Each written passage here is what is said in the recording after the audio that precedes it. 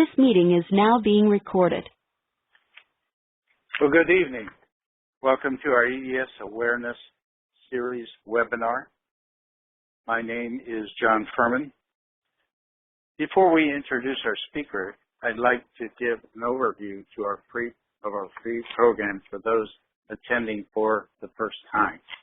So we'll go over who we are, what is our program, upcoming events, introduce our speaker this evening, Dr. Hal Dietz, and then we'll have a Q&A session. So again, my name is John Furman. I manage the National EDS Awareness Program based in Cincinnati, Ohio. My daughter, Deanna, who's also on the call, leads the Cleveland, Ohio EDS support group.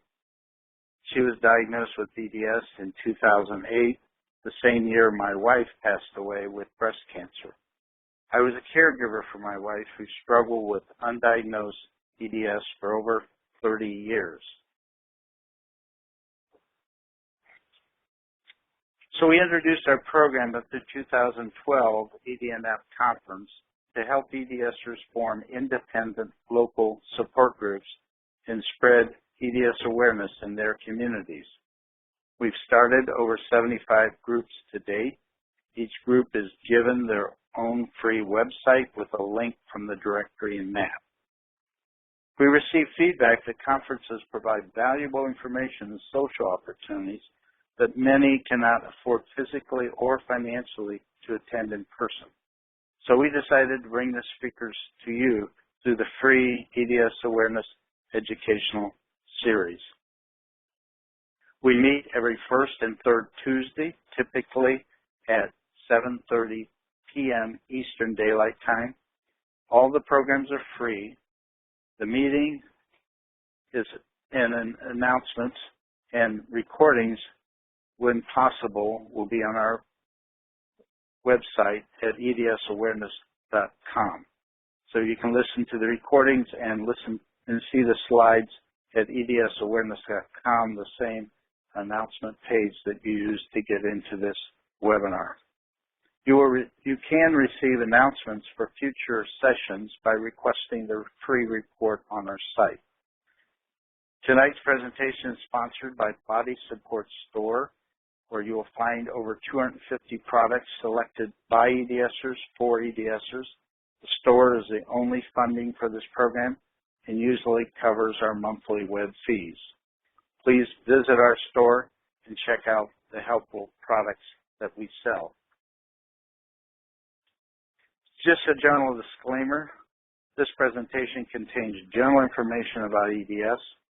Members of the EDS community voluntarily participate in this program. The information is not advice. If you're having medical problems now, please call 911. Always consult your doctor before making any changes to your treatment. Wanted to make you aware of some upcoming events. The next webinar will be July 7. Our presenter is Dr. Agnew, who will be talking about foot and ankle issues in Ehlers-Danlos syndrome.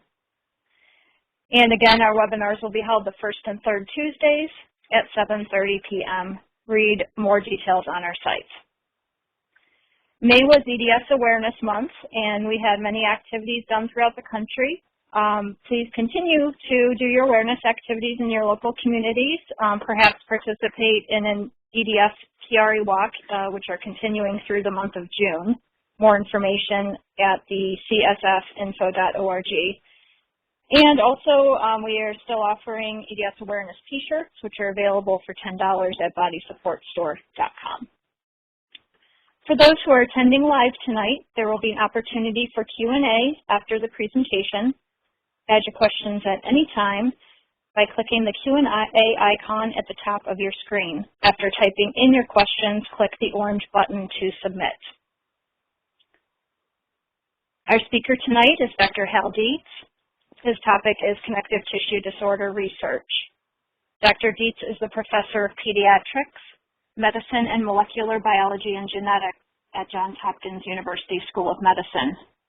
He is also an investigator in the Howard Hughes Medical Institute and heads a multidisciplinary clinic for diagnosis and management of individuals with heritable forms of cardiovascular disease, with special emphasis on Marfan syndrome and related CTDs. He's director of William S. Smilo Center for Marfan Research and is recognized as a leading authority on Marfan syndrome. His research is focused on the etiology and pathogenesis of connective tissue disorders that involve the cardiovascular system. Using a human genetics approach, his group identified the genes responsible for multi-syndromic presentations of aortic aneurysm, including Marfan syndrome and Loeys-Dietz syndrome. And his lab is best known for mechanistic studies that involve the creation and characterization of animal models, and has firmly implicated the TG and FB signaling pathway in aneurysm progression and has revealed many unanticipated treatment strategies. So we thank you very much for your work and your lab. Dr. Dietz has received more than 50 national and international awards, including from the Marfan Foundation and American Heart Association, etc. The list is just too long to mention them all. So with that, we want to extend a warm welcome to Dr. Dietz. We're so happy to have you tonight, and we're looking forward to your presentation. I'm going to go ahead and turn the microphone and slides over to you now. So I'd like to begin by thanking John and Deanne for the opportunity to meet with you this evening. I'm also eager to accept questions at the end of this talk. As mentioned, I was initially trained as a pediatrician, a cardiologist, and a geneticist, and I've really dedicated my entire career to the care and study of people with connective tissue disorders.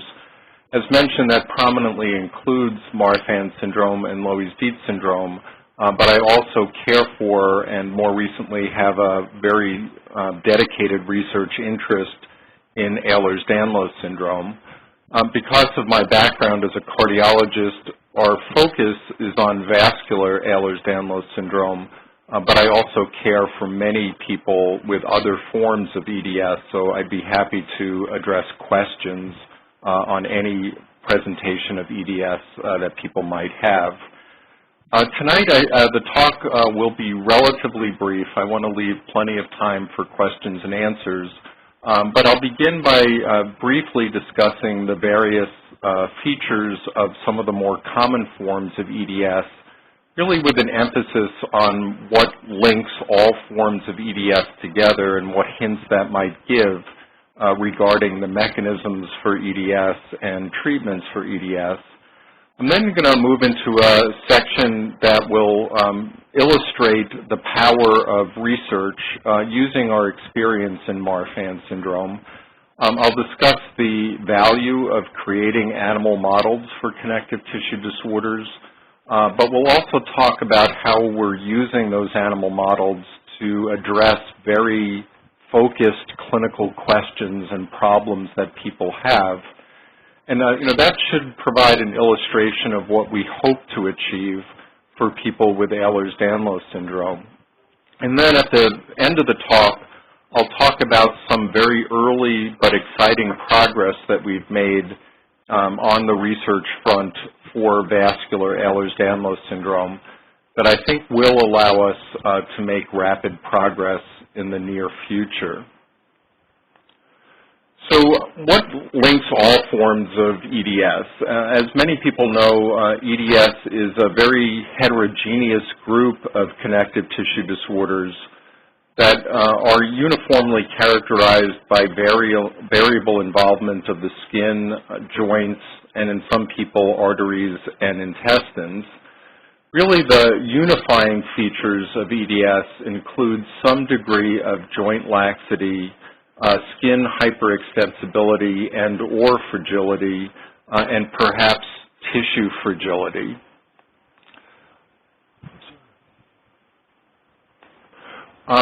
The naming strategy for EDS has changed fairly recently and has led to some confusion. So I wanted to review that for a moment. In the old classification, so-called EDS type 1 and type 2 are now referred to as classical EDS. That shows what we call autosomal dominant inheritance, meaning that you only need to have one abnormal copy of the responsible gene to show the features of the condition. And it means that someone with classical EDS would be at a 50% chance to pass on that gene and that trait to the next generation, to each child in the next generation. A hypermobile EDS, which is by far the most common form of EDS, used to be referred to as EDS type 3.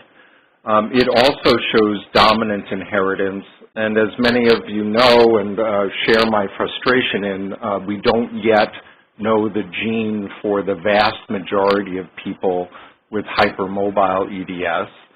There is a relatively rare form of hypermobile EDS that's autosomal recessive, meaning that you have to have two abnormal copies of the responsible gene, one from each parent, to show the condition, and that's caused by mutations in a gene called tenascin X. The vascular form of EDS, previously referred to as EDS type 4, is again a dominant condition caused by a deficiency of a molecule called type 3 collagen. Then the remaining forms of EDS are relatively rare. One called the kyphoscoliotic form, also previously referred to as type 6, is again a recessive disorder due to a deficiency of an enzyme called lysyl hydroxylase. Arthrochalasis, formerly known as EDS type 7A and type 7B, is autosomal dominant and is caused by a very specific type of abnormality in type 1 collagen, as is a condition called dermatosparaxis, previously referred to as type 7C, which is again autosomal recessive, meaning that you need two abnormal copies of the responsible gene. Now, I'd like to begin by discussing the most common form of EDS, again referred to as the hypermobile type. This condition typically shows early and dramatic joint hypermobility that involves both the large and small joints of the body. The skin is often distensible or stretchy and is also described as having a very soft, velvety, or as some people use the term, luxurious feel to it.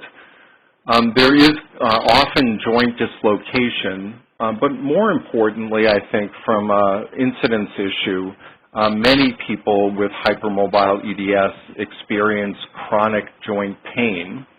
An important feature of this chronic joint pain is that it's not associated with objective findings of joint inflammation. So the joints don't appear red, hot, and swollen as they would, for example, in someone with arthritis, but rather the joints are simply painful. And this leads to a lot of dismissal of people with hypermobile EDS by physicians who are less knowledgeable about this condition. In the absence of inflammation, the pain is simply dismissed, but it's very real and a very extreme problem for many people. Interestingly, many people, in fact most people with hypermobile EDS, describe feeling well as a young person and often share the history that they can remember the moment that they had some sort of injury that forced them to be less physically active. And from that moment forward, they begin to experience diffuse joint pain, not strictly at the point of injury, but throughout their body. Because of the pain, they become less physically active, and because we believe of that reduced activity, the pain becomes progressively worse. So this commonly is described as a downward spiral that started with some sort of injury.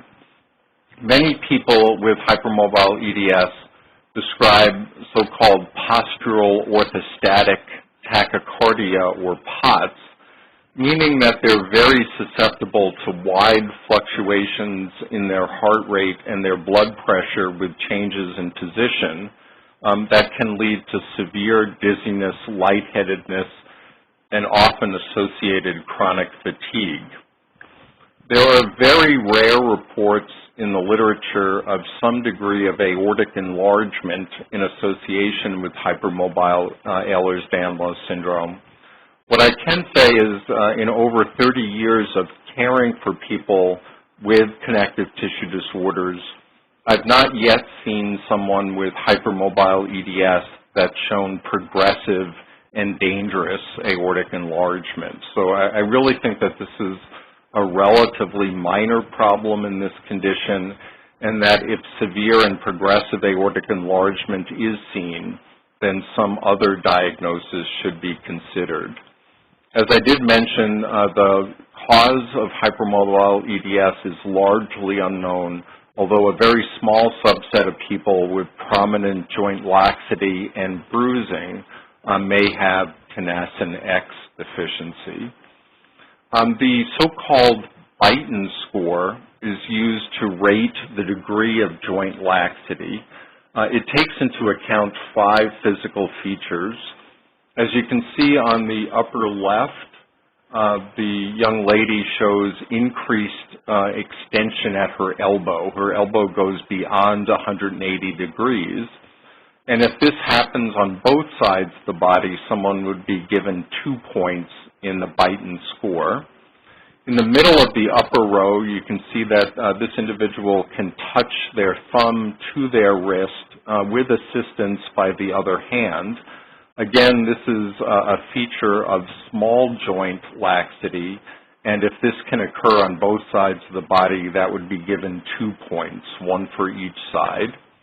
On the upper right, you can see that the pinky of this individual is hyperextensible. It can go beyond 90 degrees. And again, that would qualify for 1 point for either side, so a total of 2 points. On the lower left, you can see that this individual can touch the floor with her palms without bending her knees. That would qualify for 1 point in the Beighton score. And on the lower right, you can see that the knees go backward, so-called genu recurvatum. And again, that would qualify for 1 point on both sides. So the total Beighton score that someone can achieve, which would suggest severe joint hypermobility, would be a Beighton score of 9. But we think that someone who has a Beighton score over 5 is showing features of excessive joint laxity.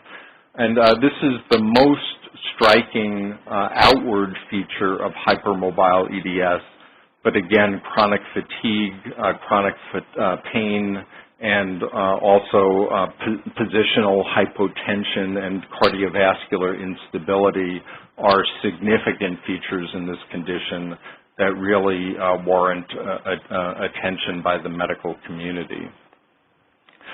So how does that differ from Ehlers-Danlos syndrome classical type, previously referred to as type 1 or type 2 EDS? These individuals also show joint hypermobility and a more exaggerated skin distensibility, but in addition show very prominent skin features, including skin fragility with abnormal scars. Their scars tend to widen over time. They often have a very crinkly appearance, what has been described as cigarette paper appearance, because the scar is both thin in its depth and somewhat crinkly in its appearance. There's also an increased frequency of various forms of hernia in people with classical EDS. There can be some degree of abnormal bruising, but that doesn't tend to be a prominent feature of this condition.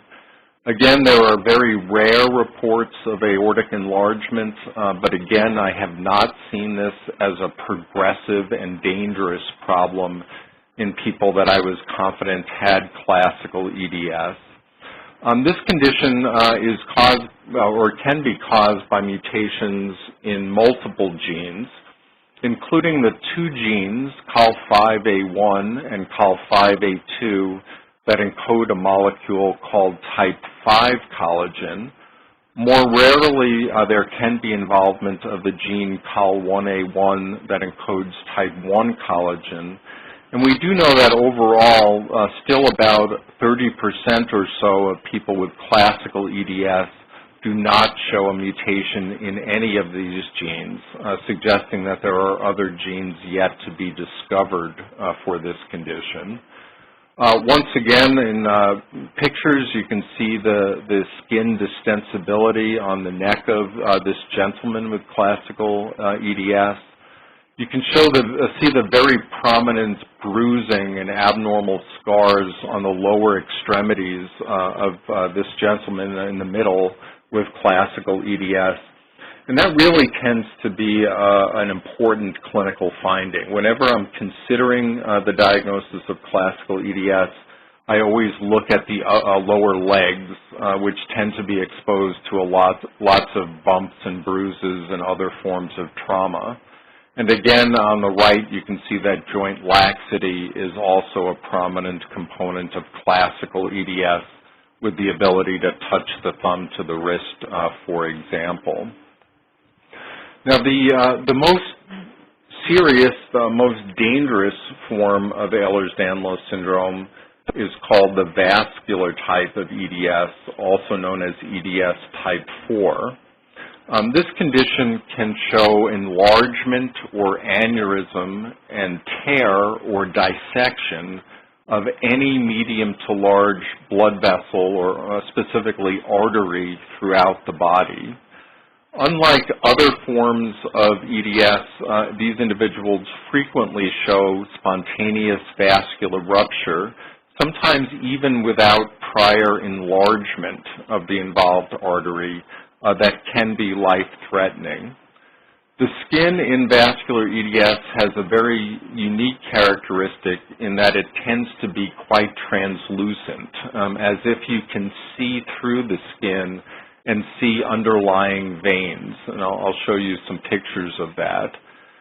Vascular Ehlers-Danlos syndrome has been described as showing a characteristic facial appearance that includes a somewhat tight or pinched appearance of the midface and also very prominent appearing eyes with somewhat thin lips. There can be joint hypermobility, but this is not typical for people with vascular EDS. And if joint hypermobility is seen, it tends to be limited to the small joints, especially the joints of the hand, but not so much the large joints. So affected individuals would rarely show a Beighton score of 5 or higher. There are variable skin manifestations, as I mentioned, the translucency of the skin, but also very prominent bruising. From a very early age, such affected individuals would report that they commonly look down at their body and see bruises that they cannot explain. People with vascular EDS are also at risk for rupture of so-called hollow organs, including the bowel and also including the uterus in association with pregnancy. And this condition is caused by mutations in the type 3 collagen gene called COL3A1. In earlier times, a biochemical test was done to look at the quality of type 3 collagen that was produced by skin cells from someone thought to have vascular Ehlers-Danlos syndrome. But in this day and age, gene sequencing is a very rapid and very accurate way to either make or exclude this diagnosis. On the left, I'm showing you the described characteristic facial appearance of people with vascular EDS. As you can see, the eyes look somewhat prominent. The middle of the face looks somewhat tight or pinched, and the lips appear somewhat thin. In the middle, I'm showing you the translucent quality of the skin where you can see the underlying veins shining through. This individual also has an abdominal scar because of a prior abdominal surgery due to intestinal tear. And on the right, I'm showing you the arterial tree of someone with vascular EDS. And as you can see, there are multiple points of enlargement or aneurysm in the vessels that are branching off the aorta and going to the neck and also to the arm. So what unifies most, if not all, forms of Ehlers-Danlos syndrome? It seems that most are unified by some defect in how the body is making a molecule called collagen. As you've heard throughout the talk so far, there are many different types of collagen, but in general, collagen molecules are needed to give the tissues form and strength. They're what's responsible for making a tissue tough and making it able to withstand stress. As you can see, collagen molecules are assembled in a very complex manner within the cell of a body and ultimately are secreted outside of the cell where those molecules are linked together to form a rigid collagen fiber. And defects can happen in the production of collagen molecules or also in the many enzymes that are needed to process collagen molecules as they're productively utilized to make a stiff and strong connective tissue. So at this point, I'd like to switch over to a different connective tissue disorder that I've studied for a long time called Marfan syndrome. Now, I do think that there are likely going to be lessons to be learned from Marfan syndrome that will ultimately prove relevant to Ehlers-Danlos syndrome and also to other connective tissue disorders. But I also want to use the Marfan story to illustrate how medical research can inform the care of people. So that's going to be the most important message that I want to get across tonight. Marfan syndrome is a relatively common connective tissue disorder. It affects about 1 in 5,000 people worldwide. The condition shows many variable features throughout the body, but the 3 most common parts of the body that are involved include the eye, the skeleton, and also the cardiovascular system. The eye commonly shows dislocation of the lens. As you can see in this individual, the eye lens, which is the round structure in the middle, has shifted upward and out of place, something that we call lens dislocation. That's really a very specific feature of Marfan syndrome. If this is seen, then this diagnosis should be strongly considered. But only about 70% of people with Marfan syndrome will show eye lens dislocation.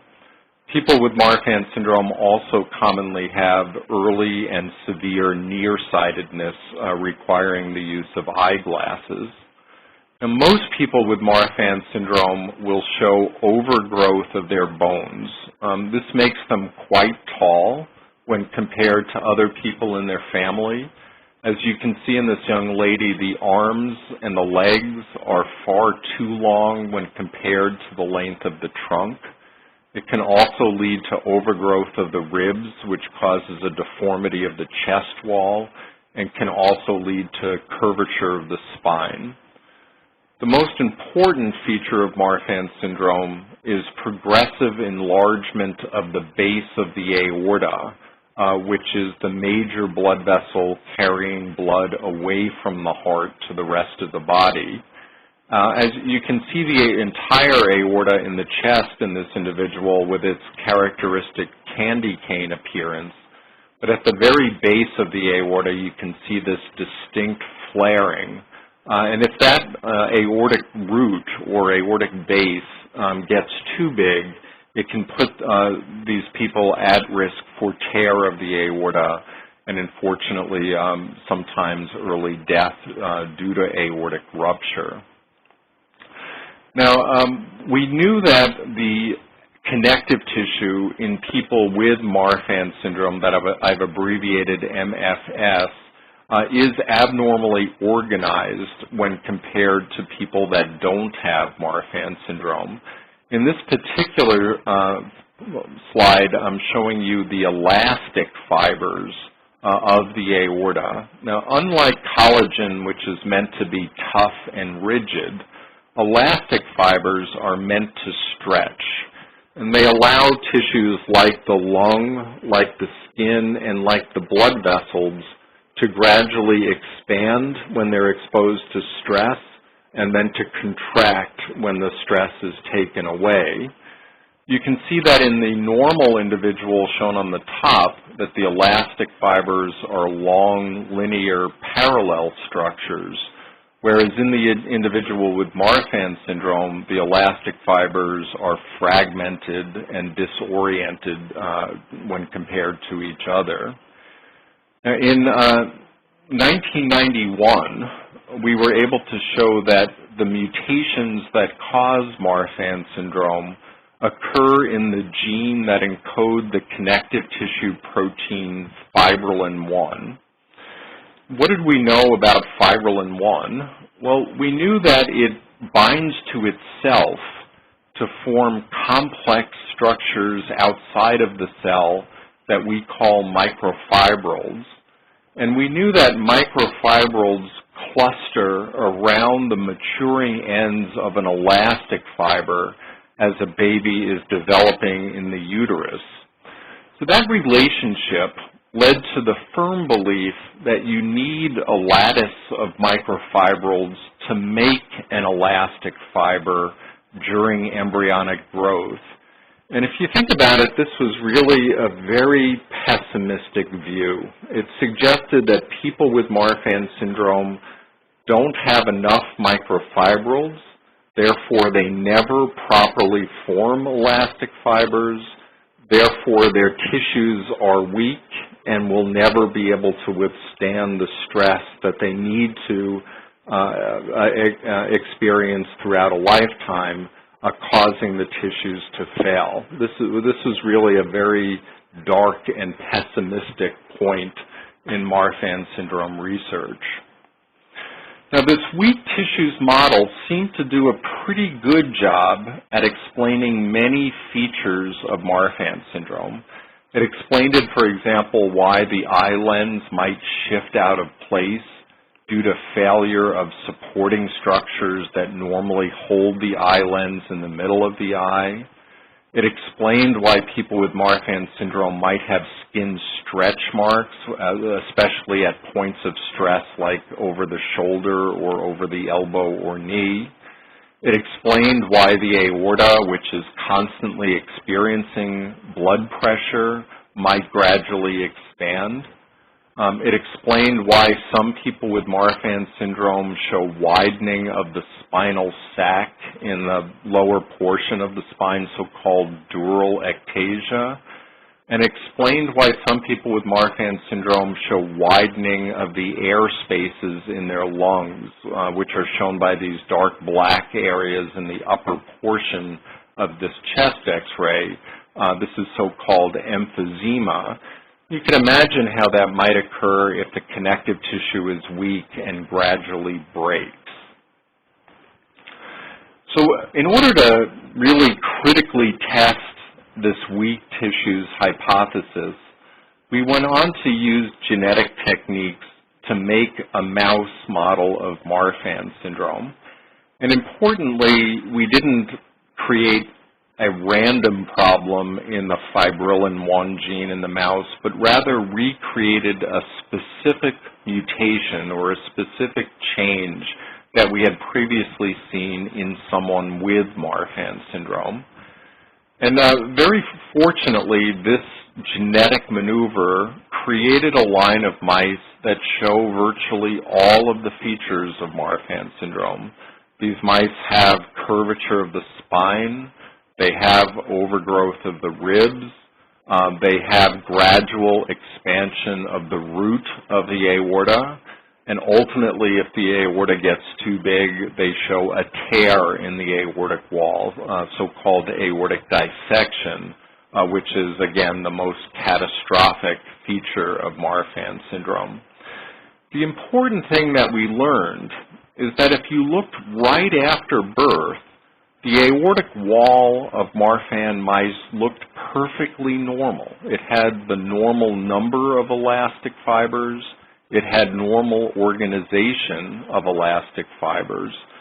And it was only over time, during postnatal life, during adulthood, that the aortic wall began to show its deterioration. So this told us immediately that the Marfan protein is not needed to make an elastic fiber, but rather is needed to maintain an elastic fiber, which was immediately a more optimistic view. It suggested that there might be something that we could do after birth to strengthen the aortic wall and to prevent aneurysms from forming.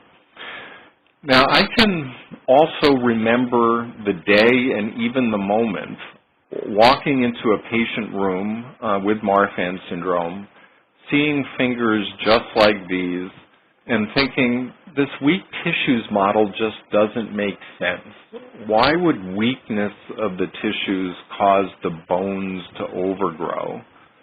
For that matter, why would weakness of the tissues cause the facial features of Marfan syndrome, like a long and narrow face, downward slanting of the eyes, a small chin, and a highly arched palate in the top of the mouth?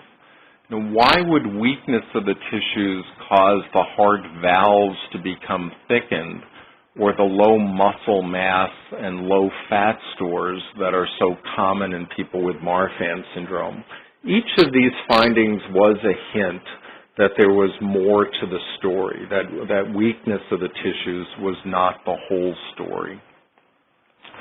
So the first strong clue came when we were looking at the lung of our mice with Marfan syndrome. What we expected to see was normal lungs at birth, and then gradual tissue destruction and inflammation as stress was acting upon the lungs.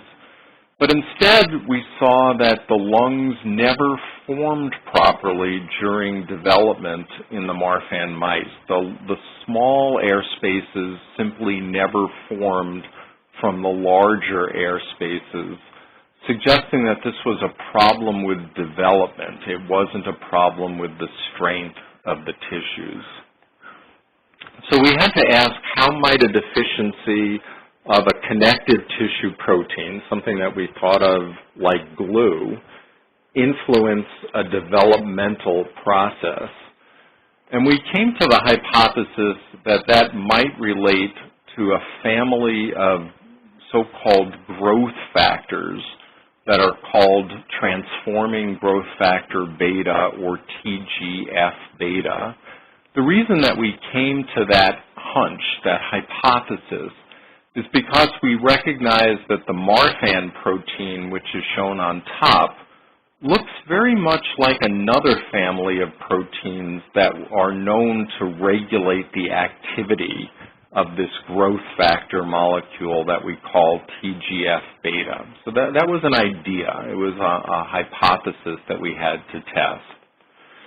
So to test that hypothesis, we really turned back to our Marfan mouse and did things with the mouse that we couldn't possibly do with people.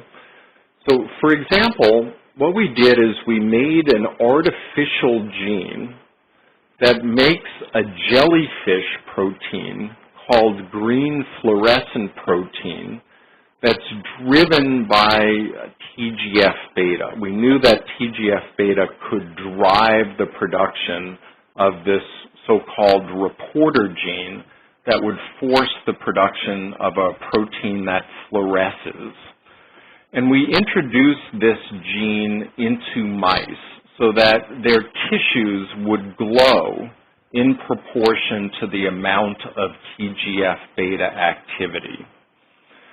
So when we introduced this gene into a normal mouse, we saw the level of glowing that you see on the upper right. So this is the normal amount of TGF-beta activity.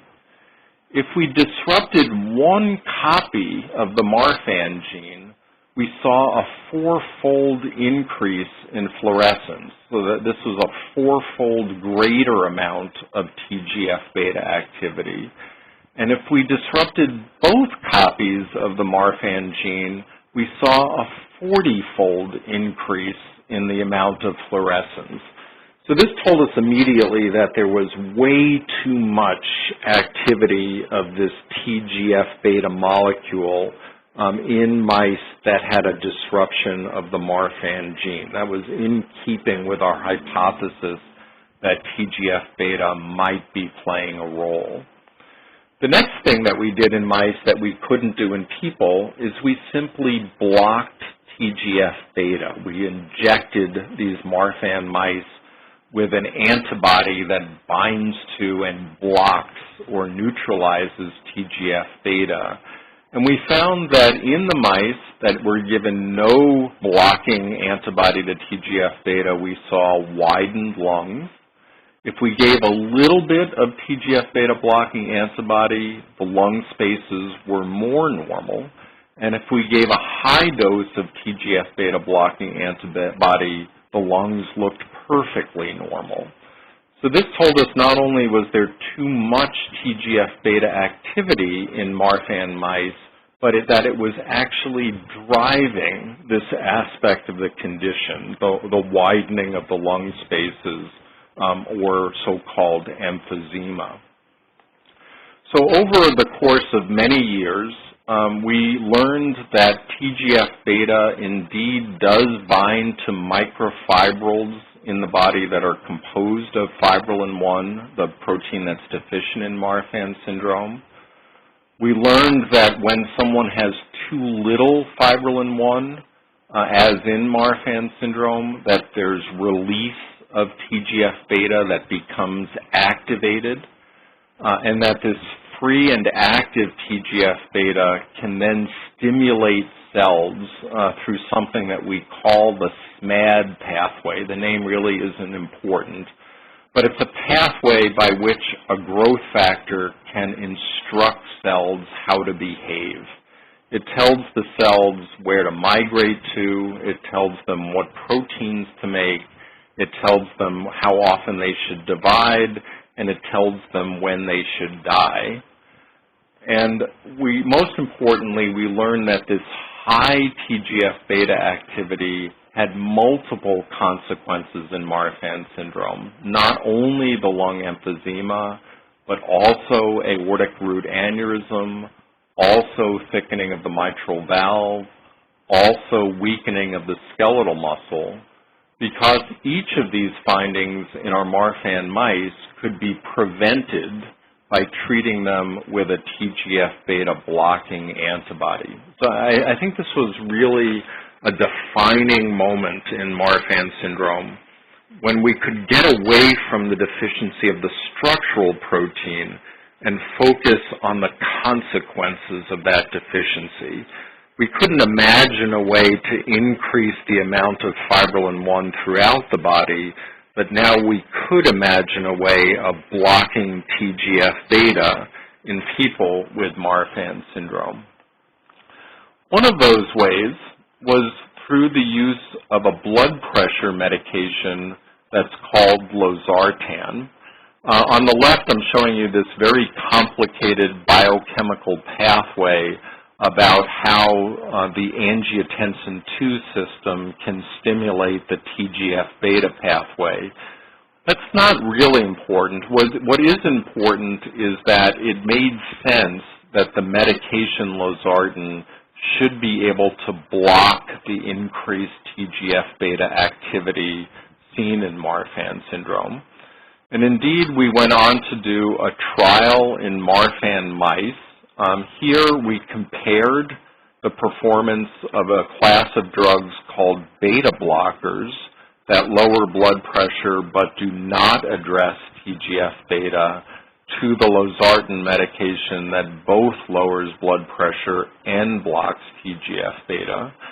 When we looked at aortic growth, we saw that placebo-treated Marfan mice showed very rapid growth, that if we just lowered their blood pressure with beta blockers, we could reduce that growth to an extent, but that if we treated these mice with losartan, we could completely prevent the abnormal aortic growth, which appeared exactly normal, exactly identical to so-called wild-type mice that don't have Marfan syndrome.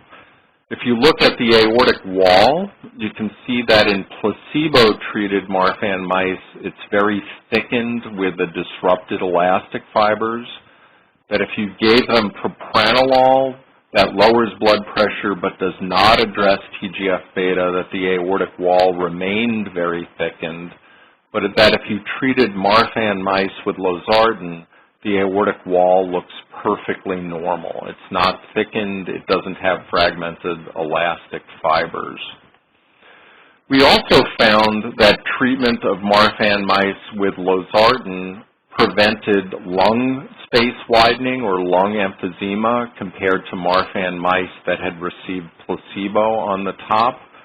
We found that Marfan mice treated with losartan had improved muscle fiber organization and muscle strength compared to Marfan mice that had received placebo. So this blood pressure medication was not only taking care of the vasculature, but was also addressing features of Marfan syndrome outside of the cardiovascular system. So on this basis, we decided to treat a subset of children that have the most severe form of Marfan syndrome. What I'm showing you here are aortic root growth curves for two such children who show unrelenting growth of their aortic root despite maximal treatment with drugs such as beta blockers or ACE inhibitors. But after we gave these children losartan, we saw this dramatic plateau in their aortic root growth that has now, in many of them, been maintained for many years. On average, these children showed a 10-fold reduction in the rate of their aortic growth when they were put on the angiotensin receptor blocker losartan, shown in green, compared to their performance on prior medical therapies, shown in red. Now, there have been many additional clinical trials of losartan in Marfan syndrome. One of them performed in Taiwan also looked at the most severe children and found that beta blockers alone were associated with relatively high growth of the aorta, about close to 1 millimeter per year.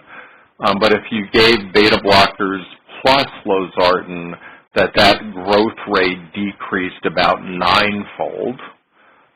There was a different clinical trial that was performed in Austria that showed that use of losartan led to a decrease in aortic root growth rate of about 3 millimeters per meter squared of body size. Again, a very significant reduction compared to beta blocker therapy alone. A different that was performed in the Netherlands looked at adults with Marfan syndrome, and they showed that even in the adult age group, that the use of losartan cut the aortic root growth rate about in half. Now, there was a large trial that was performed in the United States that compared beta blockers, specifically the drug atenolol, to the drug losartan. They found that both drugs were associated with a very slow growth rate of the aorta, about less than 1/10 of a centimeter per year, and that both drugs showed that the body was growing faster than the aorta in treated people. But in this study, they didn't see a difference between the two drugs. They couldn't show that beta blockers were superior to losartan, but rather that both drugs seemed to be having some benefit. Now, an important difference in this study is that it used a very high dose of atenolol, something that would not typically be used in people, but used a relatively low dose of losartan. So we think that that may have been a contributing factor as to why there was no dramatic difference between the two drugs. Importantly, the growth rate of the aorta in both treatment arms, in both people receiving atenolol or losartan in this study, was much lower than the growth rate previously defined for untreated pediatric patients or pediatric patients treated with typical dosing of beta blockers. So again, the result is somewhat nuanced, but suggests that very high dose beta blockers and conventional dose losartan are both able to slow the rate of aortic growth in children with Marfan syndrome. Now, we continue to try to make additional progress, and up to this point, I've focused my discussion on one TGF-beta pathway that I referred to as the SMAD pathway. But we also know that TGF-beta can act through a number of other pathways. The names really aren't important, but our goal was to find the culprit, to find the pathway that was most responsible for abnormal aortic growth and for other tissue abnormalities, and to find a way to specifically block the culprit pathway. You'll notice that one of the pathways that TGF-beta can act through is called the ERK pathway, E-R-K. And this is the one that captured our attention because we saw striking evidence that there was too much ERK activation in our Marfan mice when compared to so-called wild-type or normal mice. And we also found that use of a drug that blocks ERK, now downstream of TGF-beta, that specifically blocks ERK, can not only prevent abnormal aortic growth in Marfan mice, but can actually cause the aorta to become smaller over time. This is the first time that we had ever appreciated regression in aortic size over time. So we had a new landmark. We had ERK activation as a very important finding in Marfan syndrome. We began to ask, can we use this finding to address unmet clinical needs in people with Marfan syndrome? And one such group is women with Marfan syndrome who choose to become pregnant. What we've observed is that these women show a very high risk of aortic tear in association with pregnancy that was historically attributed to the rise in blood volume and the rise in blood pressure that occurs during pregnancy. But it seems strange to us that most of these women were showing tear of their aorta within the first few weeks after delivery, not during delivery, not late in pregnancy, but specifically after delivery, and that this risk was not altered by C-section or antihypertensive drugs that you'd think would reduce that increased hemodynamic stress. So we got a bunch of people together, and we sat down and asked, what begins at the end of pregnancy is maintained after delivery and might synergize with some of these signaling abnormalities such as ERK activation that we had defined for Marfan syndrome. And the answer that we came to was a hormone in the body that's called oxytocin. So oxytocin peaks at the end of pregnancy. It's needed to initiate uterine contraction and milk letdown. It continues to spike in the body during breastfeeding because, again, it's needed to cause the breast to engorge with milk and to release milk.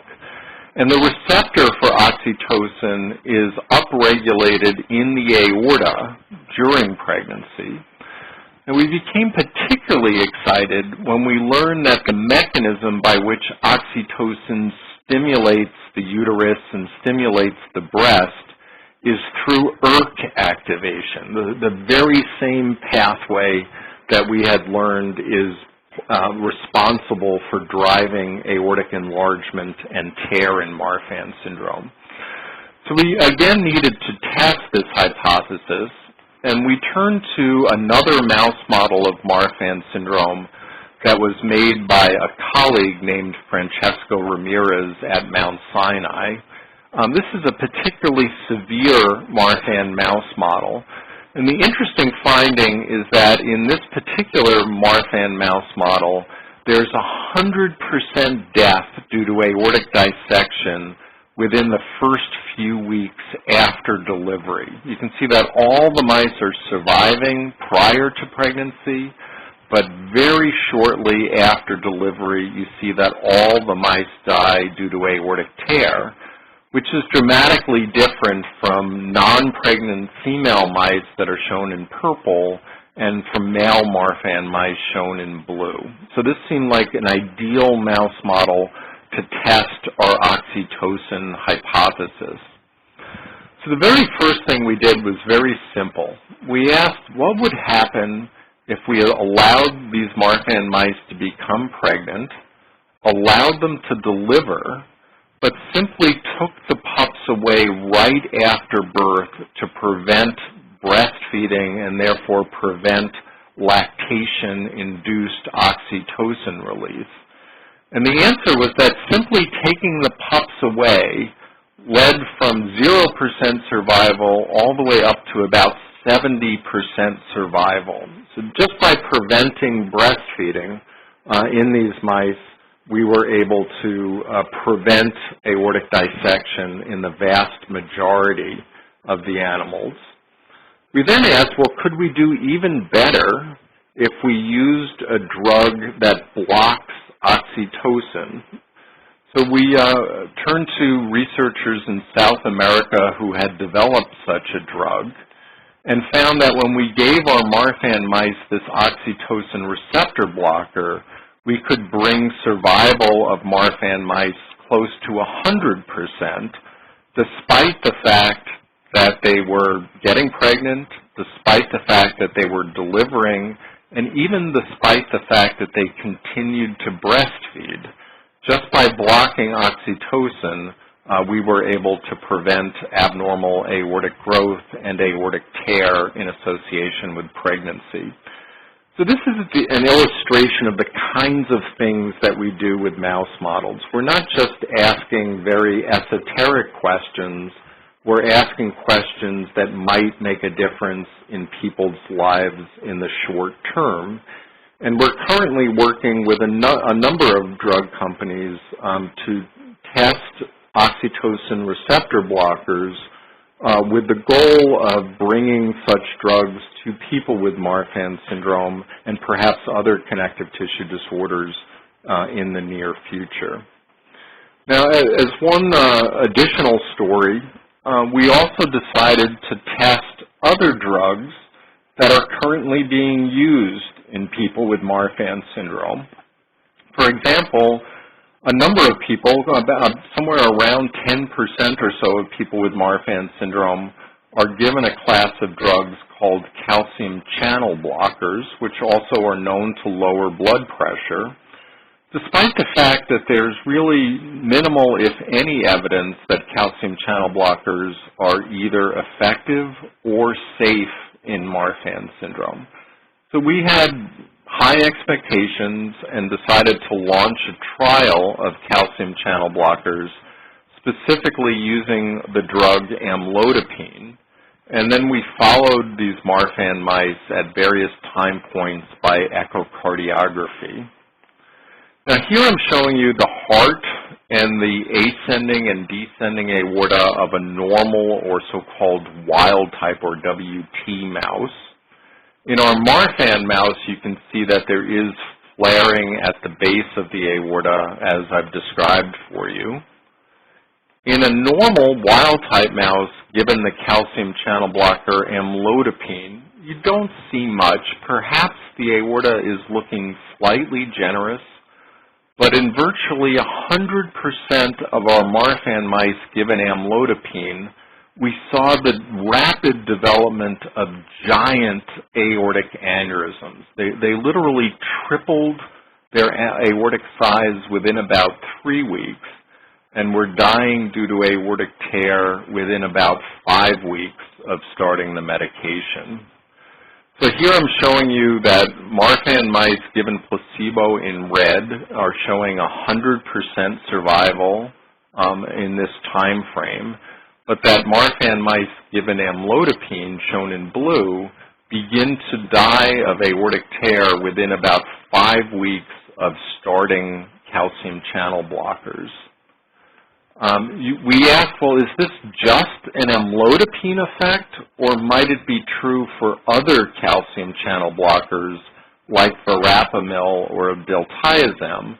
And we saw that virtually all of the calcium channel blockers led to rapid growth of the aortic root and the more distal ascending aorta. So it was a class effect, not just an amlodipine effect.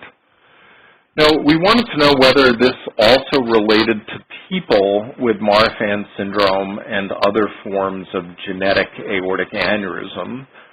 So we partnered with a large database that's called the GenTAC database that's collecting information on people with Marfan syndrome and also people with other genetic forms of thoracic aortic aneurysm.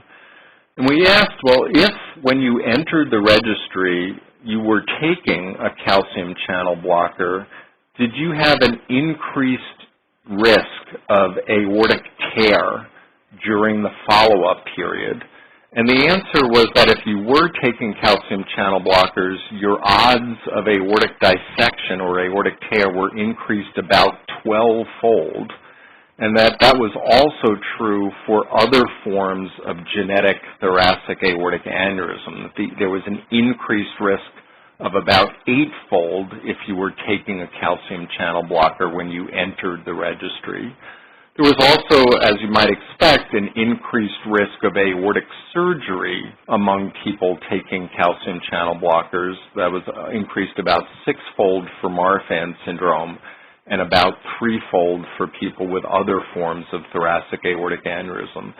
So, again, these are early data. We have to do more to study this, but it's giving us an early signal that calcium channel blockers should be used with caution in people with Marfan syndrome because of an increased risk of aortic disease. Now, through a large series of experiments that I'm not going to go through, we've now defined a very detailed pathway for aneurysm formation in Marfan syndrome. And as you can see, we found a number of things that worsen aneurysm, such as CCBs or calcium channel blockers, such as oxytocin working through the oxytocin receptor, and also things that block the so-called AT2 receptor. But more importantly, we've now found many things that prevent aneurysm, a total of 8 different manipulations.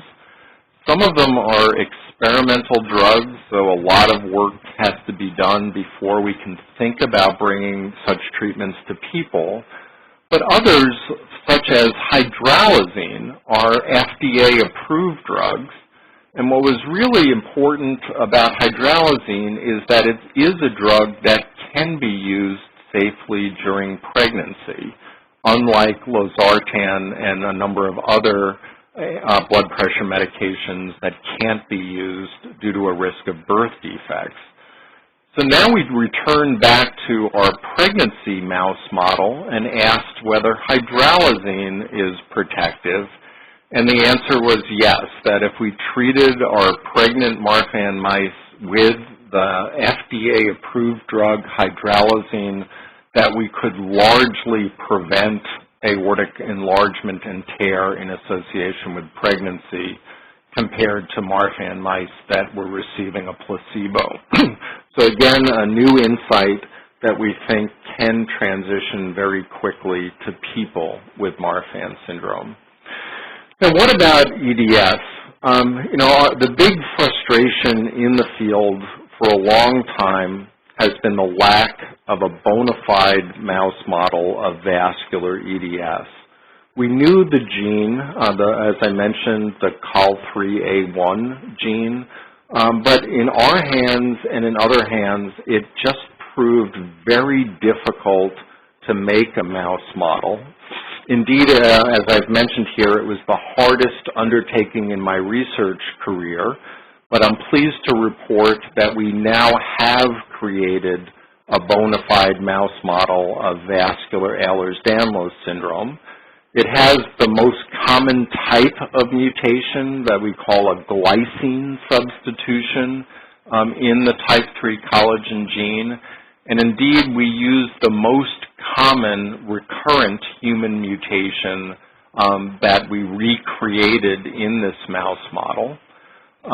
Fortunately for us, the mouse model seems to behave just like you'd expect. It shows early and severe vascular disease, including spontaneous vascular rupture and death in these mice, which is seen at about 1 month of age in male mice that have vascular EDS, a bit later, about 3 to 6 months of age in females.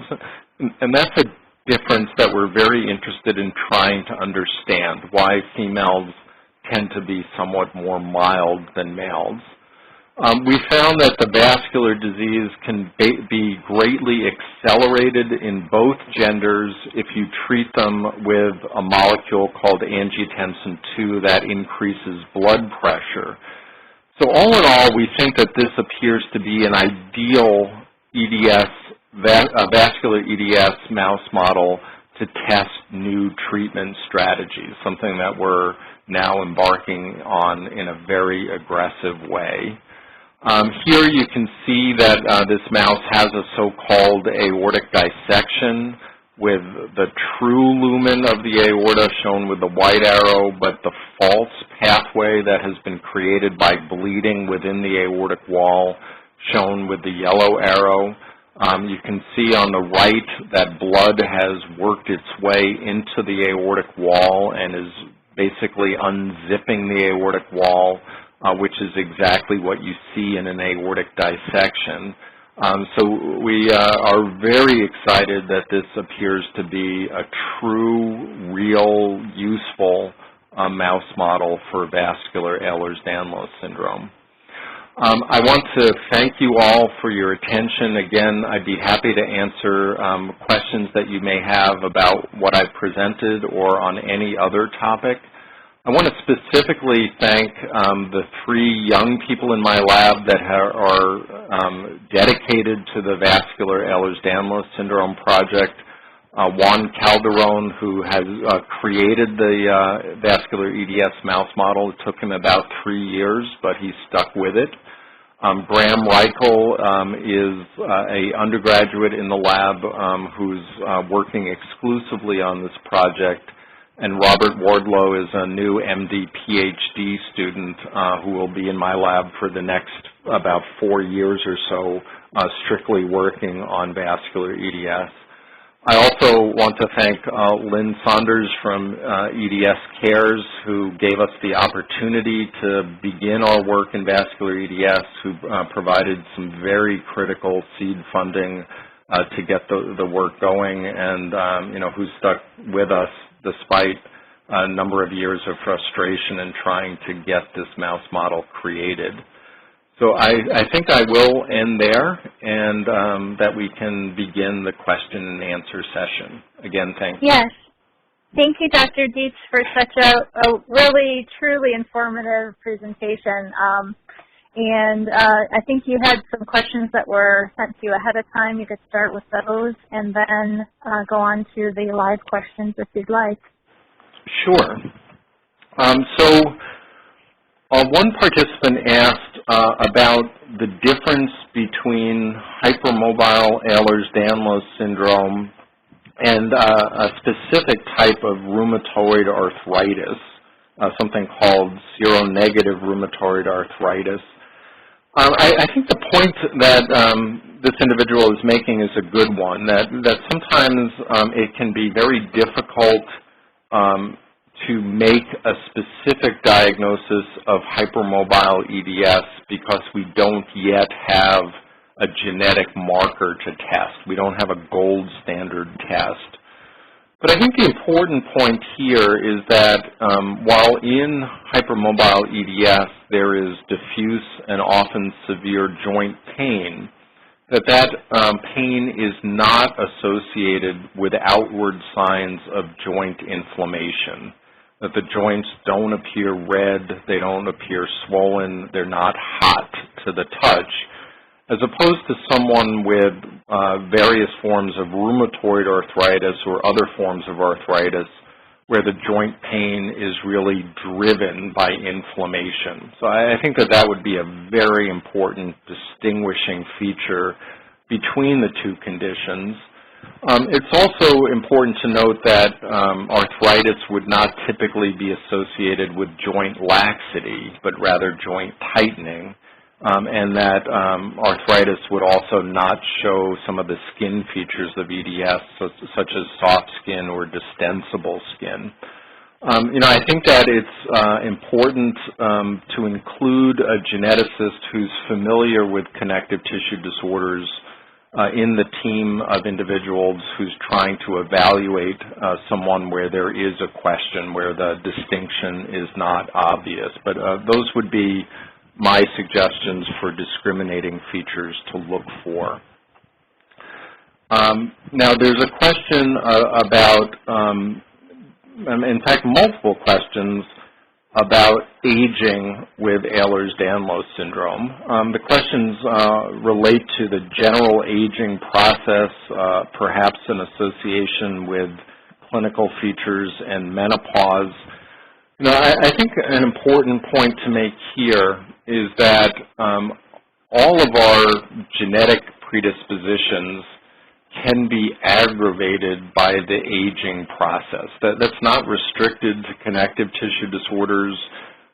For example, people with a genetic predisposition for cancer often show that predisposition as they get older and as their body's been exposed to different things.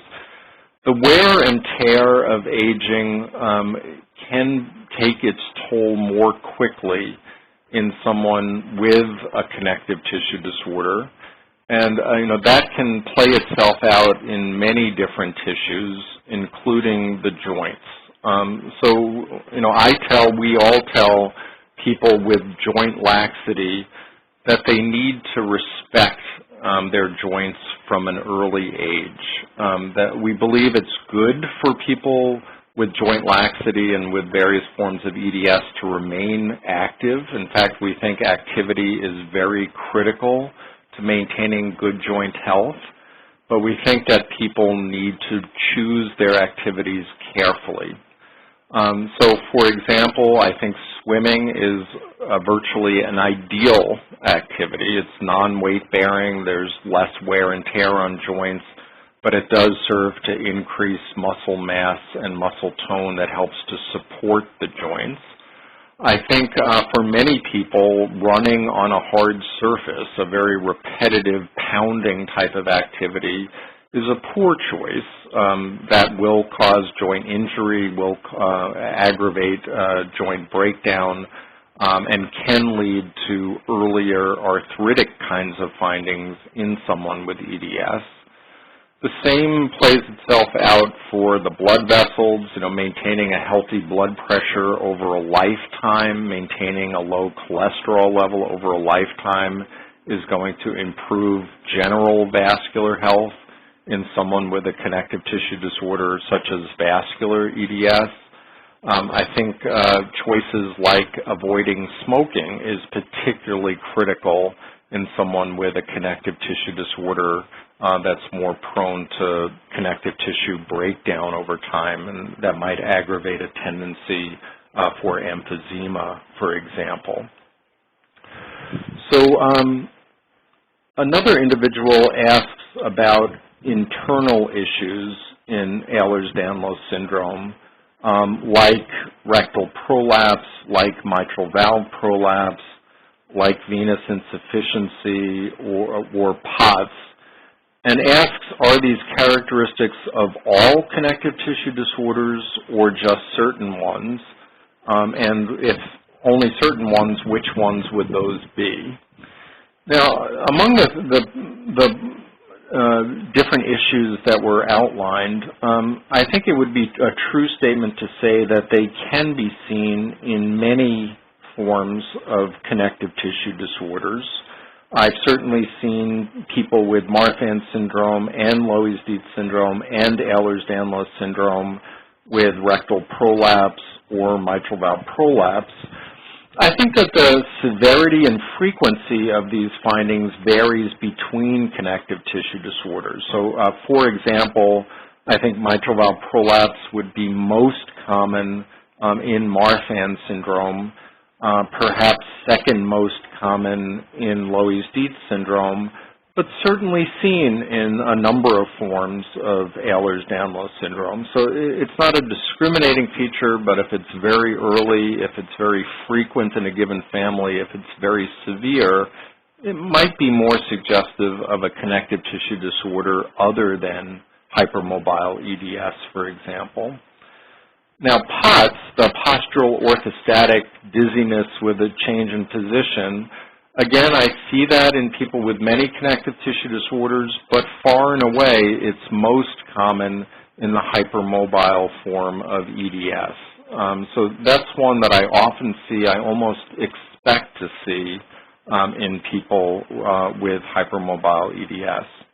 So not truly discriminating findings, but their frequency, their age of onset, their severity might help you to sift through the various connective tissue possibilities.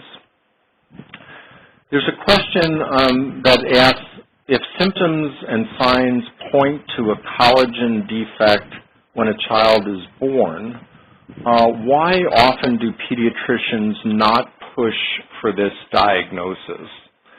Now, I think this is a very interesting and very important question. Now, I think that making an early diagnosis that's accurate is very important, and I really stress that need to pediatricians, that they need to be thinking about these diagnoses even from an early age. But it really depends upon the types of features and the severity of features that you're considering. There can also be damage done by making a wrong diagnosis, by making an inappropriate diagnosis that gives a label to a child at an early age that perhaps stigmatizes that child when compared to their friends, and that in some very unfortunate circumstances, basically limits a child's view of what's possible in the future. So I think early diagnoses can and should be made, but I need to stress that accuracy is equally important. Now, many, many young children below the age of 5 or so are really flexible. If you ever visit a nursery school class, there's all these kids that are sitting in W fashion around on the floor. They're all flopping all over the place. They're just kind of loose little people. And if someone is asking me to make the diagnosis of hypermobile EDS just based upon joint laxity in a 2-year-old, I'd be very reluctant to do that, especially in the absence of an overt family history of hypermobile EDS. If someone says, well, this child is both loose jointed and has lots of bruises, I might be a little bit more suspicious. But again, if you just walk into a nursery school or a kindergarten class and look at the legs of normal 3, 4, 5-year-olds, they're throwing themselves all over the place and often have lots of innocent bruises, bruises that they've earned. Now, if someone shows skin fragility, their skin is breaking with a minimal trauma, that's something that a pediatrician really needs to take notice of. If the bruising is extreme, it's all over the body and it's not associated with lots of physical activity, that's something that someone needs to take stock in. If a blood vessel is enlarged, certainly that's a really important definitive finding that needs to be addressed at an early age and hopefully treated at an early age. So, I agree with this person that pediatricians often need a greater sense of urgency, but that, again, there needs to be equal emphasis on the accuracy of a diagnosis, especially at an early age. So, has any progress been made in finding the gene responsible for hypermobile EDS? I know this is a very frequent question and something that truly has frustrated me for many years. I can tell you that many people are trying, including our group. We're now partnering with folks in Boston and folks in Houston, really trying to make a dedicated, concerted effort to identify the genes or genes for hypermobile EDS. But it's not giving up its secrets easily. My bet is that that's because there's going to be many, many genes that can cause hypermobile EDS. My bet is that it's not going to simply be one gene. The other thing that makes this kind of genetic detective work frustrating is that hypermobile EDS often skips generations in a family. So if you look at the genetic architecture of a family and you see someone who's unaffected and therefore conclude that you're not going to prioritize any genetic variants that are present in that person, sometimes it can throw you off track. That person really does have the predisposition. They're just not showing it for some reason that we don't understand right now. We have new tools available. So just over the past few years, we've been able to use a method called whole exome sequencing, where we sequence all 23,000 genes all at once. And that's the method that we're currently applying to try to find genes for hypermobile EDS. Again, no early answers, but we're still working hard and it's still early days. Now, the next step is going to be something called whole genome sequencing, where we don't only sequence the genes, but we also sequence all the DNA that's between the genes. Now, that will truly give us an unprecedented amount of information. For each person, we'll have information on 3 billion DNA building blocks. That sounds like a great and exciting thing, but we have to come up with ways of filtering through all those 3 billion pieces of information to try to pick out what's important, to find the needle in the haystack. So the answer is that we're all frustrated, but I hope the reassuring answer is that we're all working hard, and we're also bringing in new tools to bear on this question. So I hope progress will be made in the near future. So I think that relates to the questions that I received beforehand. I'd like to now try to turn to the questions that were submitted during the talk. Let's see. For some reason, those questions are not showing up in my chat screen. I'm not sure if John... Okay, if you can, do you show an icon on your upper right hand that says Q&A? Yeah, Q&A, and it says 48 questions are there. Yeah. So I need to click on that? Click on that and see if that'll open a list for you. Oh, there we go. Okay, it opened. So one question relates to how does EDS cause memory loss or worsening cognitive function?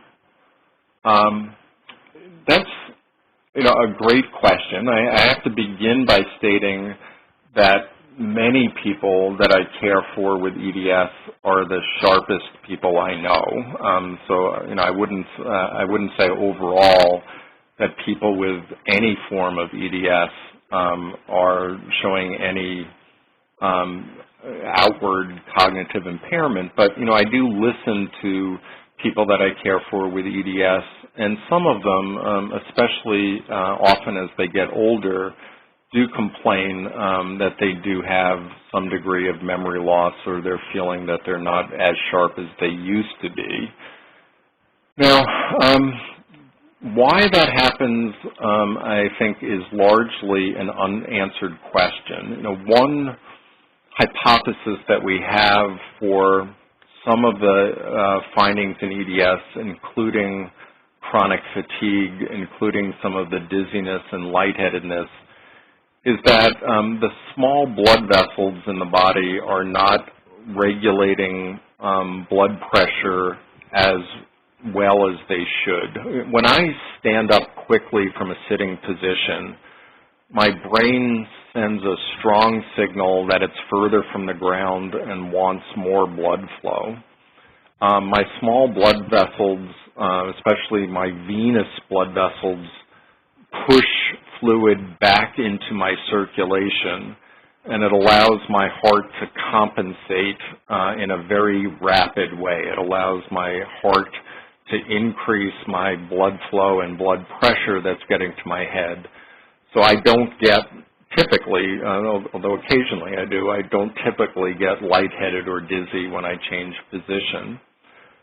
We think that in people with EDS, with a more lax microvascular system, that response still happens, but it's somewhat more sluggish. It takes a little bit more time for that response to be coordinated. And we do think that contributes to the rapid fluctuations in heart rate and blood pressure, that sometimes the response is so sluggish that the brain sends out an emergency signal, and then the cardiovascular system overcompensates, and then the brain sends out a signal that it's getting too much, and the cardiovascular system basically undercompensates. So you get these wide fluctuations. We think that if that's going on for a long time, and that there may be a chronic situation where the brain isn't quite getting the amount of blood flow that it would prefer to have, and perhaps that's contributing to some of the memory issues and certainly the lethargy issues that people describe. We also think that there's some responsibility in the nervous system, and that's something that's really underexplored and underexplained in Ehlers-Danlos syndrome. Why there is apparent neurologic dysfunction, including overactive pain responses and also abnormal control of blood pressure and other bodily functions, so-called dysautonomia. It's hard to explain when we don't know genes and proteins that are involved how a connective tissue protein would alter the nervous system and how it functions. I'd have to say that, I'm not going to be surprised if at least some of the genes for hypermobile EDS don't relate to collagen or the connective tissue in some obvious way. If it's going, my hunch is that it's going to be a completely different class of proteins than we've thought about in the past with relationship to connective tissue disorders, and that when we find the first few genes, there's going to be an aha moment. Suddenly it's going to make sense why things like pain receptors are overactivated and why blood pressure is not properly regulated. But unfortunately, we just don't have those answers yet. So you can hold me to that. When we find the first genes, remind me that my hunch was that it's not going to be a typical connective tissue protein.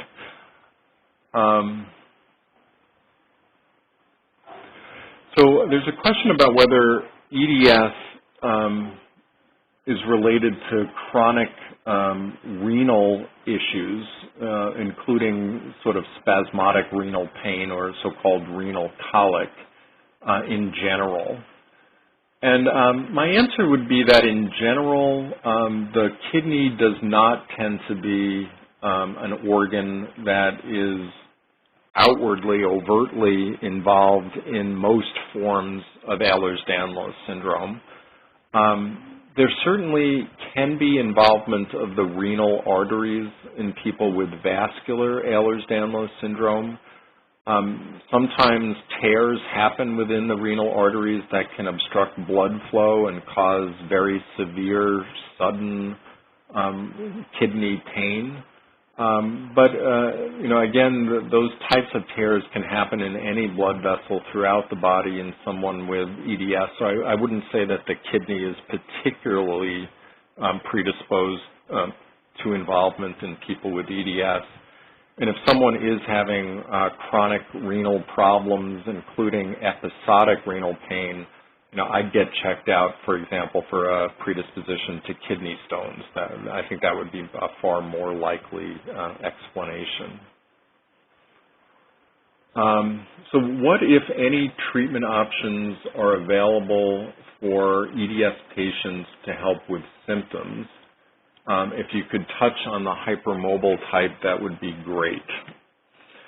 So, as I mentioned, many people, most people with hypermobile EDS report being generally fine and being, in fact, in excellent health as young people. And often describe an injury and reduced activity as the onset of a downward spiral that includes many of their most severe symptoms. So, one thing that I hope people with hypermobile EDS can achieve is increased physical activity. I know that it's really hard for many people to imagine moving because it's so painful, getting into a regular habit of exercise. But what I can tell you is that in many people that I've cared for who really take that recommendation to heart and who start out slowly but, force themselves to get to the pool and begin swim therapy sessions and really aggressively push themselves back into a pattern of regular physical activity, many of them describe a dramatic benefit within a few months. So, I'm not saying that it's a cure, that it's the answer to everything, but I think it's a very important component to a path for improvement. And, I think that things like physical therapy, things like massage therapy, trigger point therapy can help someone to gradually get back to a pattern of increased physical activity and improved well-being. Sometimes the greatest limitation is the postural orthostatic issue, the fact that people are so constantly lightheaded, dizzy, and fatigued. And again, we think that a component of that is this sort of lax vascular system that's kind of pooling fluid and keeping it out of the circulation. So, one thing that we strongly recommend is to stay very well hydrated, to really drink, and when you've had enough, drink some more.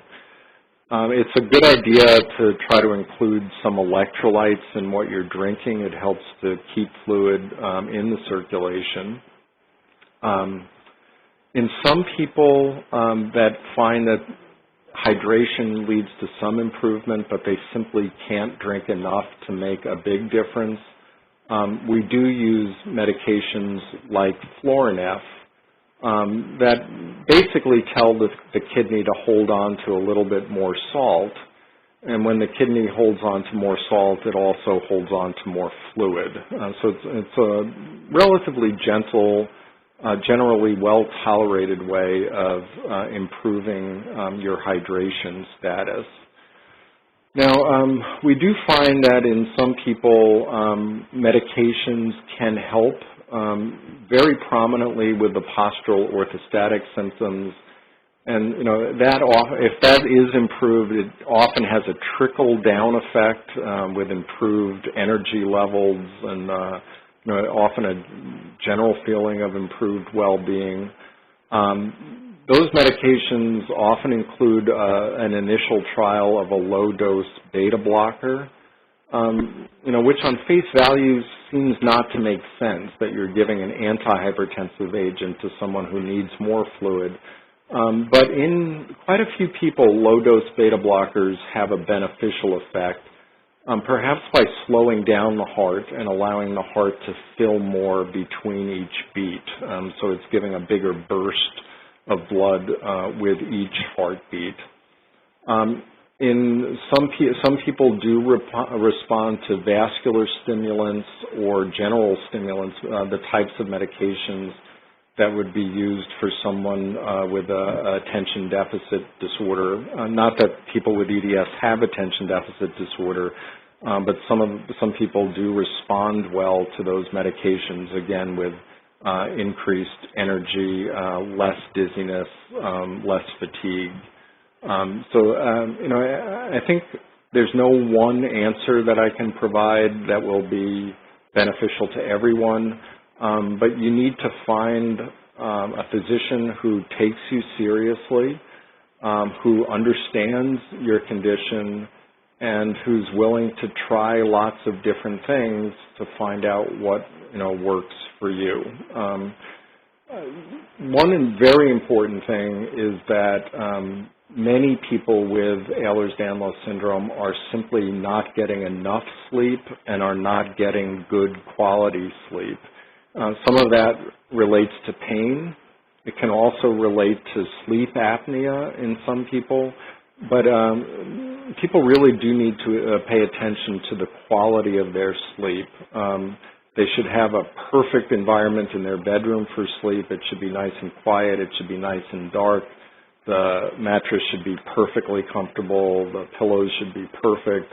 You have to pay attention to so-called sleep hygiene to make sure that everything is optimized to get the best sleep. And in some people, we have had formal sleep studies done. And again, sleep apnea can be an issue, a significant issue for some people that needs to be addressed with CPAP or some other method. But I think sleep is an under-recognized player in helping people with various forms of EDS. For other forms of EDS, there are some other therapies that are thought to be beneficial. For vascular EDS, for example, I think that there is good theoretical reason why high-dose vitamin C could be protective. vitamin C is a cofactor for an enzyme that makes little bridges between collagen molecules. They're called collagen cross-links. So increasing the amount of vitamin C, in theory, could allow someone to make better use of the amount of collagen that they have. There is some work in experimental models, specifically in some turkey models of vascular disease that have shown that high-dose vitamin C can be beneficial. I think vitamin C is very safe to use. If someone is going to try high-dose vitamin C, it really does need to be a pretty high dose. For an adult, we'd be talking about 2 to 3 grams of vitamin C per day. So it's a number of very big pills to get that much vitamin C. For vascular EDS, we do think that lowering the blood pressure is a good thing. There is one study that had suggested evidence that a specific beta blocker called celiprolol might be protective. You know, I think it was a very interesting study. It was relatively small, so I'm not quite confident that we have the full story yet.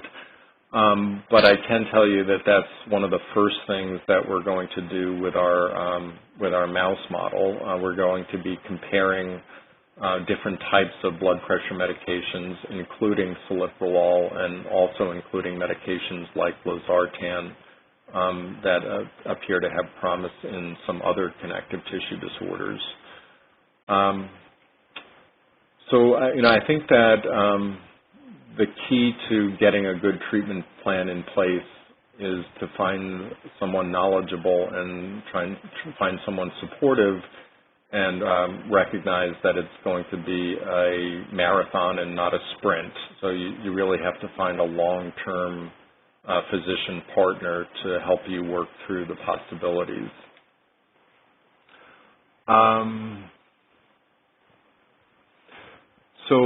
Next question, how heavily are symptoms other than hypermobility weighed when diagnosing EDS hypermobility type?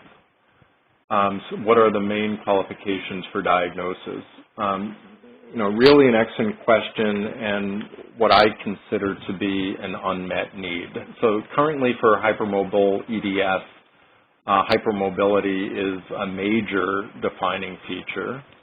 The quality of the skin also can be important. The presence of postural orthostatic symptoms and the presence of chronic pain. I mean, pain is such a common finding, especially among adults with hypermobile EDS, that it really is used diagnostically. We also pay quite a bit of attention to family history. If we're seeing a family with 2 or 3 generations of people with absolutely typical hypermobile EDS, it makes the diagnosis more easy. But we don't know who we're missing. Are there people with basically the equivalent of hypermobile EDS that simply don't have the hypermobility? We don't have a mechanism to answer that question yet, but based upon the refinement in diagnosis that's come for other conditions once we found the genes, once we had a gold standard test, my bet is that we're going to come up with completely new, revolutionized diagnostic criteria for hypermobile EDS once we have some method of validating what we're doing. And again, that would require finding a gene or a number of genes for the condition. So why is it so hard to find doctors who understand EDS, POTS, and its associated conditions and treat them properly? So that is really a great question. First of all, I think that connective tissue disorders in general are underemphasized in medical school and in residency training. I somehow made it through a pediatrics residency and almost all the way through a cardiovascular pediatric fellowship before I saw my first patient with vascular EDS. These conditions, some of them are relatively rare, so people are simply not going to have seen a lot of them during their training. That's not true for hypermobile EDS. It is quite a common condition, and there I think that there's a lot of misinformation and a lot of bias that's out there. The misinformation is that hypermobile EDS is a so-called benign condition, that it's just, all those flexible people that you knew when you were in grade school that can do funny things with their fingers. I think people just don't understand what this diagnosis really means and what it does to people. And because of this bias and because of this misinformation, I think many physicians tend to be dismissive. And it's not excusable, but it's a reality. I think that from a physician perspective, it's hard to care for people with hypermobile EDS. I spend a tremendous amount of time, I hear their frustration. I become frustrated when things that we try aren't working. It's not the most quickly gratifying condition to diagnose and to work with, because often there are no easy or quick answers. So, when a physician begins the odyssey of caring for somebody with hypermobile EDS, they know it's going to be long and hard. They know there are going to be many bumps along the way. I think that sometimes people with hypermobile EDS, understandably have seen so many physicians and they're so frustrated and they're so desperate that in the very first meeting with a physician, they present everything as something that needs to be answered or addressed immediately. And I understand that, and my heart goes out to those people, but it can be overwhelming at a visit. When someone is scheduled to see someone every 40 minutes and they've just received a list of 50 complaints and a list of 45 prior doctors that person has seen and a list of 30 treatments that haven't worked, they feel basically trapped. They don't know how to do what they have been trained to do, which is to try to help people take care of problems when so much is presented all at once. So, as a gentle suggestion, I would suggest acknowledging to a new physician that it's going to be hard and that there's not going to be an easy answer, and that perhaps at this first visit, if you could work together to pick a couple of problems to try to address and then make a follow-up appointment in 2 weeks to assess how things are going and to address the next two problems. I just think you might get a warmer reception because the physicians don't feel so hopeless and overwhelmed at that very first meeting. So that would be my very difficult and probably inadequate answer to that question, but it's a question that keeps me up at night. I wish the medical community were doing a better job. Let's see. So with EDS hypermobile type, what are the risks with pregnancy? So in general, we don't think that pregnancy is a dangerous proposition for a woman with hypermobile EDS. I don't know of serious life-threatening vascular complications, for example, with hypermobile EDS specifically, there is a risk of preterm labor and delivery. And interestingly, premature rupture of membranes, which often is what initiates a premature delivery, is not a reflection of whether the mother has EDS, but actually whether the child has inherited EDS, because it's the child's genes that are dictating the structure of the membrane that's surrounding the child during pregnancy. It's not the mother's genes that are making that membrane.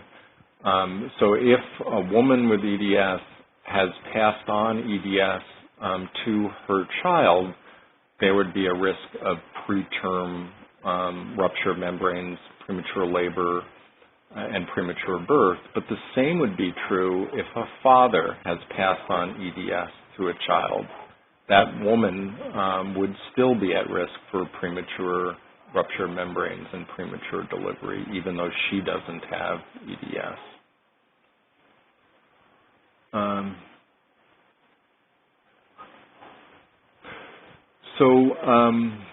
What is the best kind of specialist to see to discuss EDS? So the right answer is a smart and compassionate one.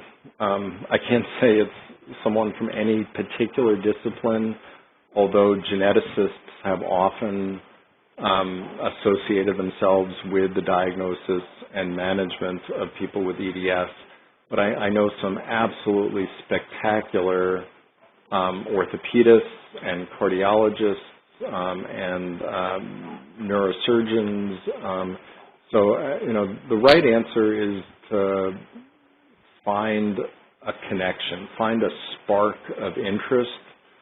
And very importantly, find someone who's willing to say, I don't know, but I'll try to find out. After doing this for 30 years, I still say I don't know many times every day. And the right answer is I don't know. It's better to say that than to make something up, to be too proud to say that you don't have an immediate answer. So you want someone that's listening to you. You want someone that's knowledgeable. You want someone who's willing to say I don't know, but is willing to learn. It's not a flip answer to say find someone smart and compassionate. That's really what you need to find, and that might be someone in a number of different disciplines.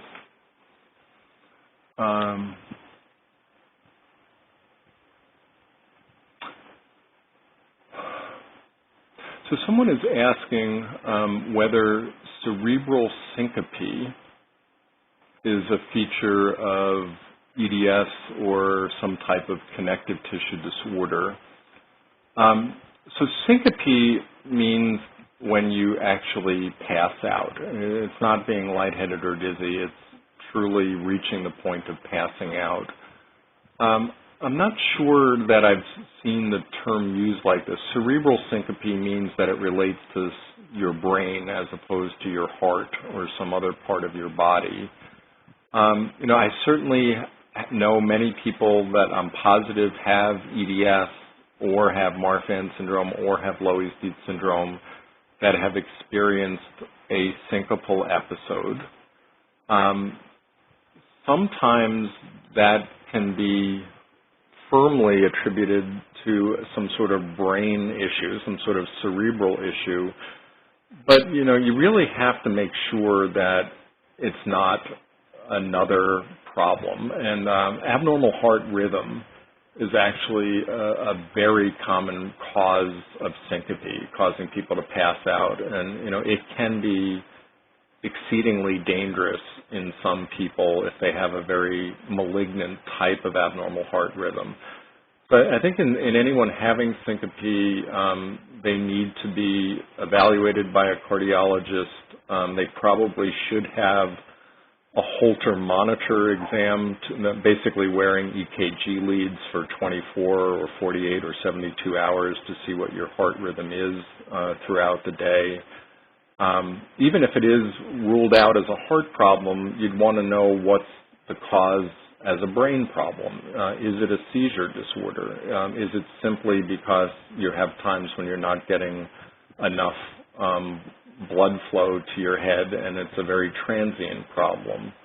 I would say that true syncope is relatively rare. More often you hear people complaining of lightheadedness or dizziness, but they state that they catch themselves before they pass out. If someone's truly passing out, that's something that warrants attention and would not point me to one specific connective tissue disorder. It could be seen in many different types of connective tissue disorders.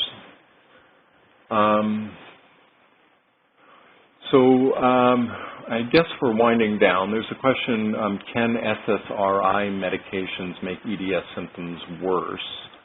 SSRI medications are the type of medications that are often used to treat people with depression, but actually can have, in some people, beneficial effects in some people with EDS, not strictly related to a depression tendency, but tends to help lightheadedness, dizziness, fatigue. I can't, SSRI medications are not tolerated by various people with or without EDS. Not everyone will feel good taking an SSRI medication. Usually what I hear is that they make people better or they don't have any benefit, but I've rarely heard that they make EDS symptoms specifically worse. There are many different types of genetic tests for EDS. Do you have a favorite laboratory or company to use? No, there are many, many excellent laboratories now that do testing for EDS. By and large, they're using the same technology and they're looking at the same panel of genes. So I think that decision is often dictated by what laboratory your hospital affiliates with, what laboratory your insurance company will cover. I would really have high confidence in all of the big laboratories that are doing genetic testing for EDS, and I've not found a major difference between them. So sometimes there's differences in how fast you get the answer. There's one laboratory called Connective Tissue Gene Tests that has been particularly good at helping us get an answer quickly when that's really needed. But by and large, I think they all do a great job, and I don't see any major difference between them.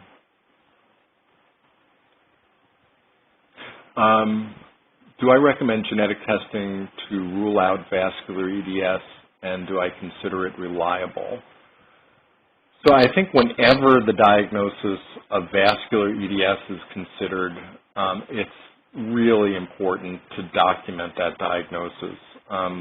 There are many decisions that will be made based upon that diagnosis that could be life-threatening if the decision is wrong. For example, some people would choose not to do elective surgery for people with vascular EDS, but would rather wait until a blood vessel problem, for example, really presents an extreme immediate risk.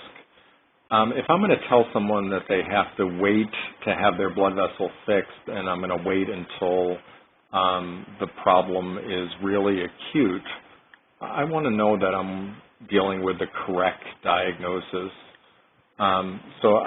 Personally, anyone where I consider vascular EDS a possibility, I do the testing to rule it in or rule it out. I've found that testing very reliable.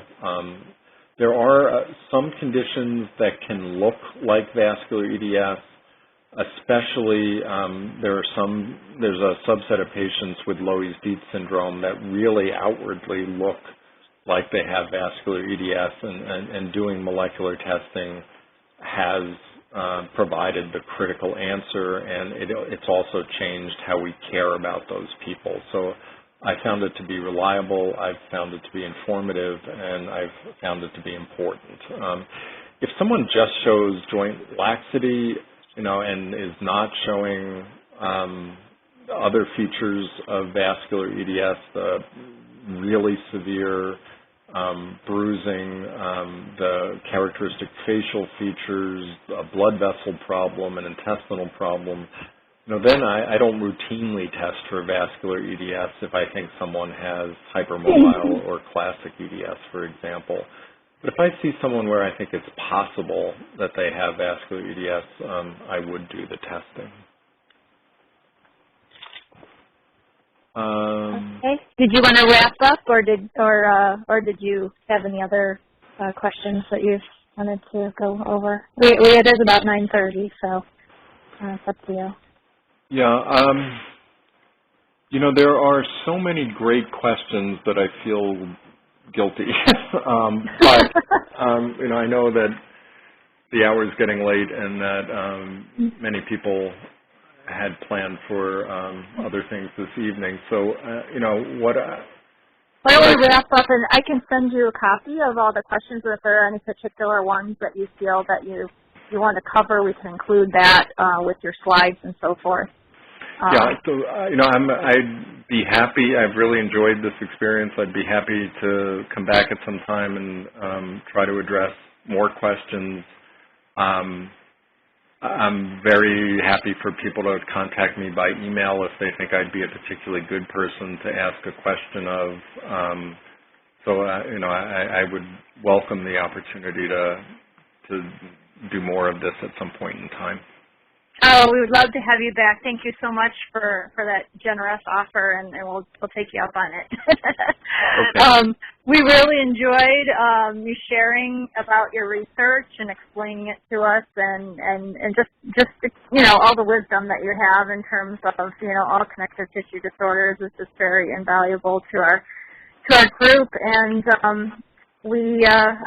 your humility and your care for our community really comes through. So we just, from the bottom of our heart, we want to just thank you for everything that you do for us. My pleasure. Take care, everyone.